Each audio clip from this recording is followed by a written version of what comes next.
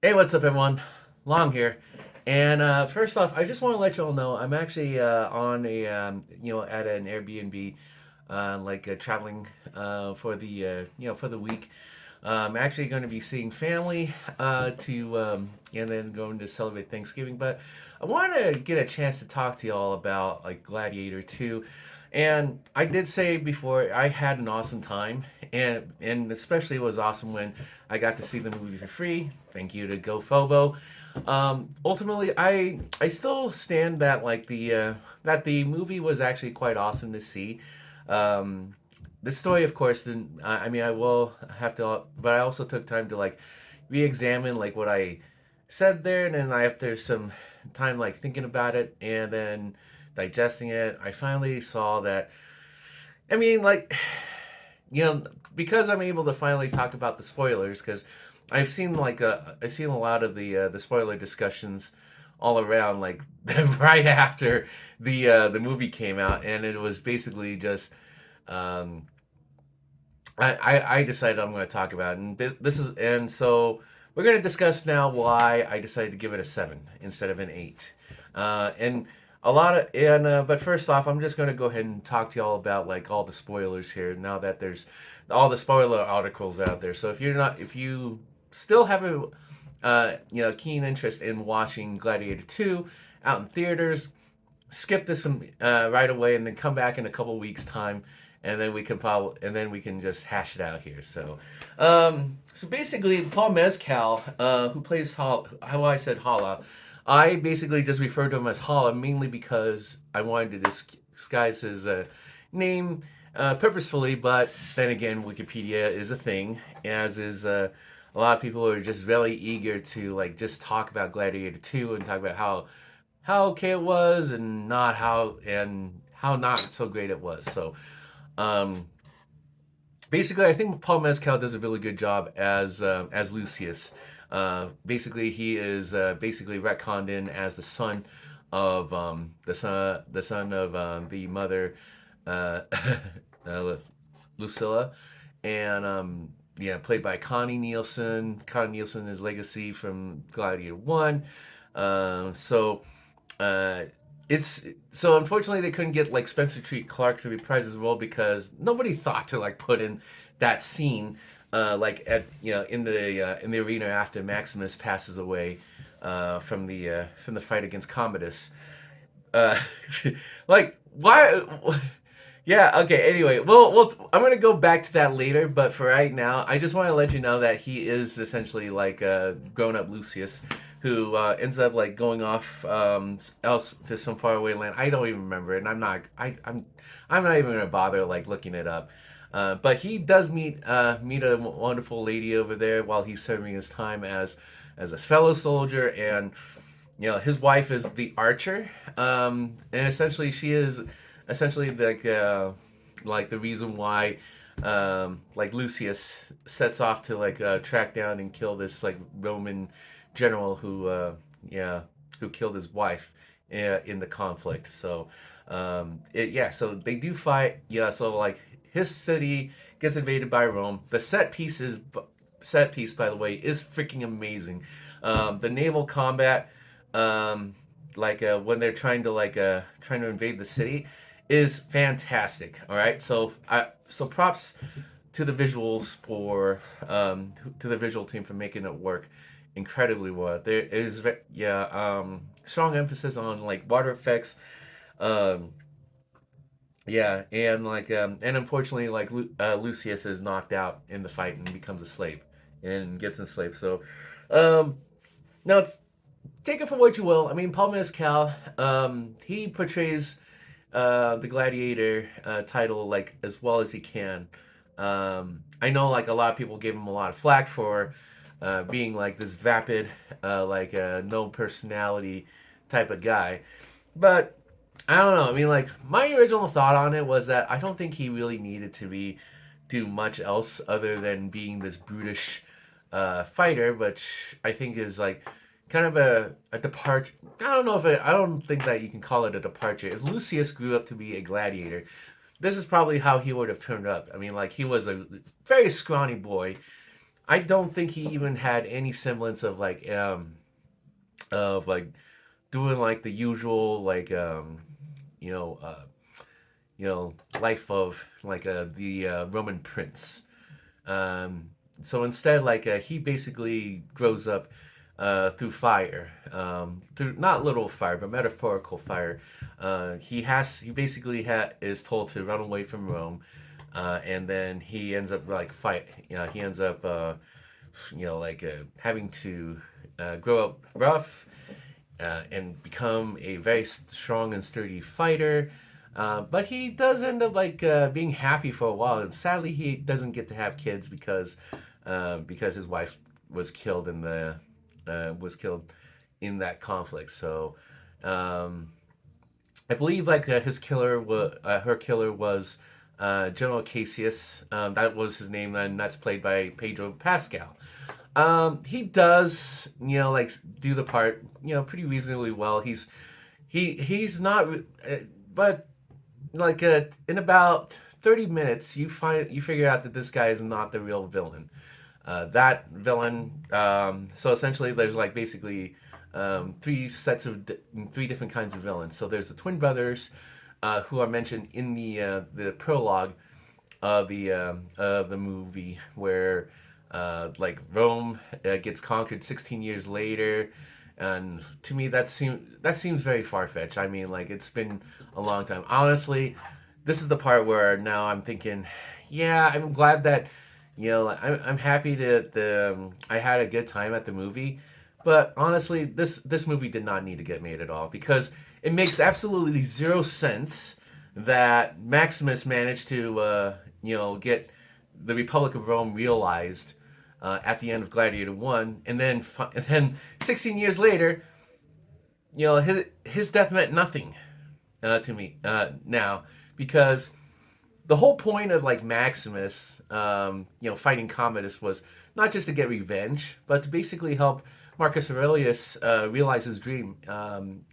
You know, like uh, like after he died, and it really, the existence of this movie, the plot of this movie, actually ends up like negating what Maximus was trying to do. I mean, he's a great fighter, and he was very fascinating as a Roman, well, as a Spaniard, basically. No, he wasn't Roman. He was a Spaniard who served the Roman Empire, and he had a relationship with Lucilla, but he had his own family too. So, I mean, take it for what you will. I mean, I honestly, I try really hard to make sense out of things, but that's what I've come to accept, and it's really, like looking back on I find it to be very disappointing. This is also part of why I kind of downrated the movie.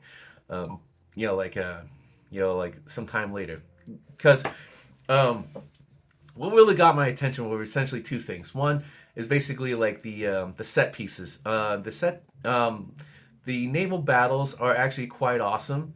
Um, and so the first one, you can actually believe that happened. So that can happen.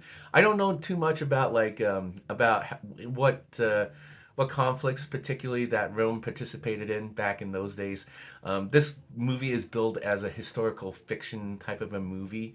And obviously there were a lot of liberties that took place. So we'll get into those later on. But yeah, the first fight, the first war was actually pretty dang good. The conflict was awesome. There were siege weapons that were being used. You just got to see what happens when catapults actually with flaming rocks, boulders actually like made their hits on wooden ships.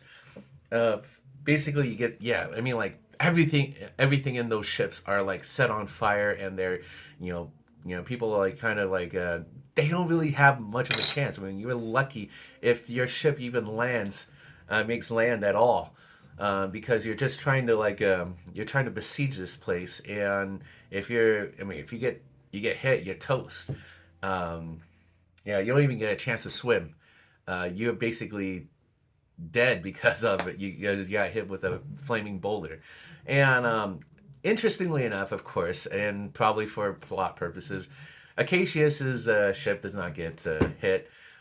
He actually like land, uh, like as the plot would dictate. His ship lands. He manages to order his troops to kill Lucius's wife, and then Lucius, in the confusion, he is knocked out. He gets a when he finally so like and what's really cool about this is that like Lucius gets to go into a dream state, or not gets to. I mean, he is in a dream state where he's seeing that his wife, get get a ride from Corone to across the river Styx. So this is essentially one of the things I found fascinating. They actually like played a little bit with like Roman mythology, and when you die, you have to pay the boatman to ferry you across. I think his name is Corone. But yeah, and then once he wakes up, he gets a chance to he gets a chance to see his wife, and he takes the arrow shaft from that killed her out of her body before her body is before the body is carried out to sea. Um, Very unfortunate. And then anyone who died ends up getting torched. Um, so yeah, I mean, so overall, how did I feel about Lucius? I think Paul Mescal did what he could with the role. I mean, he did. I mean, I don't think I expected an Oscar winning performance. I think he just did what he could do. He did grunt. He was just he showed up at a Gladiator pen, and then he managed to inspire people to fight for him. So say that he is the lost Roman prince, ready to reclaim Rome for himself, and then trying to realize, you know, like his grandfather's dream of making Rome like a republic. So of course, there's a lot of contrivances. I won't go too much into it. He has a too much about it. He does have a fallout with his mom, and then all of a sudden they love each other again, and that's all there is to it. I mean, there's a lot of. I mean, these are the same story beats you've seen before all the time in many movies, and it was really predictable, but it was okay. Yeah, fine.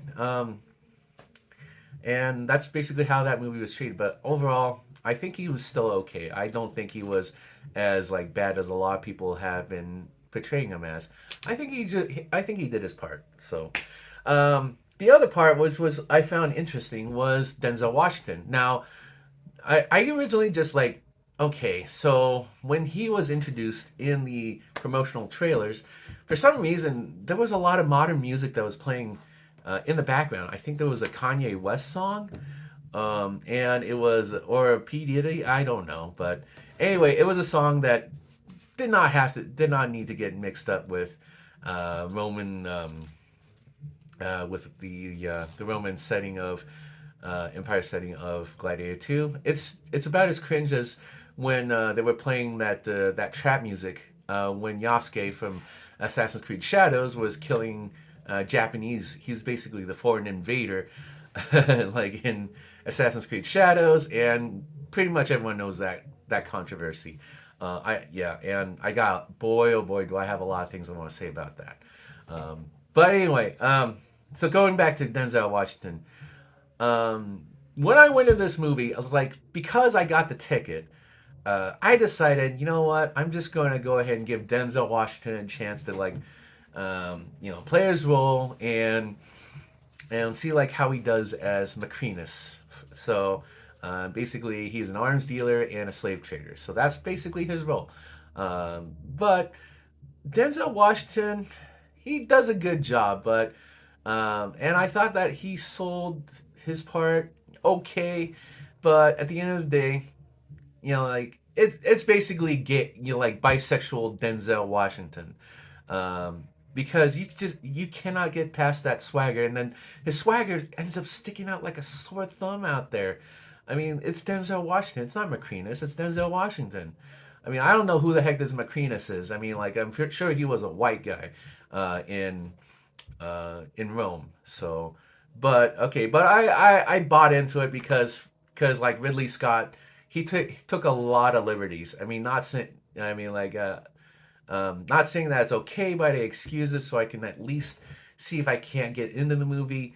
So he ends up he's actually the main villain of this movie. So and it's revealed later on that he is actually a former slave of the Marcus Aurelius Empire. So um, Marcus Aurelius, and he wants revenge. He wants to destroy Rome. Basically, so he basically ingratiates himself with the with the Roman Empire, like the senators. He's even like it's even suggested that he has like many male like lovers. I mean, like basically, like they experiment that he is bisexual. It's like okay, I mean, like this is I don't maybe it's that time. I don't know, but I mean uh, didn't exactly take me out of it. So, um, but at the end of the day, I mean, this is just Denzel Washington being Denzel Washington. That's basically the common denominator, and he plays a good Denzel Washington. Nobody else plays Denzel Washington better than Denzel Washington. He just happens to be a bisexual in this one. So okay, all right, fine.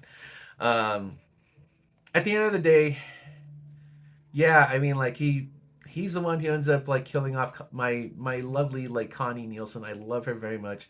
When he ends up executing the Senate, and then and then he ends up executing like Lucius's mother, and then he also executes the twin brothers, basically claiming Rome for himself before trying to escape the Colosseum and letting letting everyone die in Rome. So, and that's before like Lucius duels him outside the arena and then kills him off. So, which apparently did not happen because I also read that Macrinus actually managed to rule Rome for a year after he disposed of the two emperors. Yeah, before he dies off. So I don't know exactly at what point the Republic actually happened, but honestly, like if it weren't for the existence of this movie, I think that Gladiator One was perfect. And so basically, what I'll do eventually is that I'm just gonna like forget that this movie existed. I mean, like it didn't matter how well the performances were, I thought, but at the end of the day, it's another movie that I didn't need to see like get um, made so to ruin an original. So I mean, it is a Ridley Scott movie. I guess he's free to do what he wants to do. But Maximus is my hero. I think like I'm still that um, I'm still a fan of Russell Crowe. I think that no one could ever top that Gladiator role like Russell Crowe does. I know they're going to make a Gladiator 3. There were reports that said that there was going to be a Gladiator 3. It's also broken. I think it's also made its budget back. I think so. Or at least if it's not, then it will. This movie, I looked up on Wikipedia that's grossed a little over $250 million, and its original budget was somewhere like a lower 100 million or so. But okay, I mean, like if they want to make a third movie, they can. I am glad I kind of woke up from my hangover watching the movie and then figuring out that this is not. I'm glad I didn't buy a ticket for myself to see this movie again. Because I didn't really need to. I mean, like at the end of the day, I'm a guy who happens to love women, and I'll always will. So yeah, I don't think this movie resonates for me anymore. I mean, like I appreciated the set pieces, the fights and everything. So, and that's all I'm really going to go see. Um, but but whatever you do, don't let my my experience stop you from actually going to see it. If you want to go see Gladiator 2 for any reason, by all means, go for it. Um, yeah, but I personally don't feel a need to like discuss this movie any further. it was okay, but I hear that Wicked did okay too, because like they trying to do the Barbenheimer thing again, where you got two movies that appeal to their own like core audiences on opposite sides of a gender. So yeah, I'm okay. Yeah, maybe it'll have that effect again. I know combined, Barbenheimer took in a little over 1.5 billion, and so far, Glick, uh, or like a Glicked, I guess that's what they're calling it now, like Wicked and Gladiator, too. They have so far made like 400 million altogether. So, all right, cool. Anyway, that's it for me. I wanted to go ahead and put this out there, but I just want to say thank you for watching. I will be trying to let. I'm actually going to be traveling a lot more, and just going and enjoying my time. Maybe I'll get back to doing some more Just Dance content, and maybe I'll get back to doing some games. Probably, yeah. And hopefully, I'll find time to like record some more content. There is a game I really wanted to share with y'all. It's a game called Recipes for Disaster. I do love cooking games, so I want to go ahead and share that on my channel at some point. So, but anyway, and I want to say thank you to Keymailer for providing that. So I'll be sharing that hopefully sometime after this weekend. But yeah, that's it for me. All right, thanks a lot, everyone. If you like what you saw here, please do like the video, comment on what you enjoyed and what you didn't enjoy. And if you want to see more content like this, then please consider hitting uh, subscribe and hitting the notification bell. Thank you very much, everyone. Hang loose.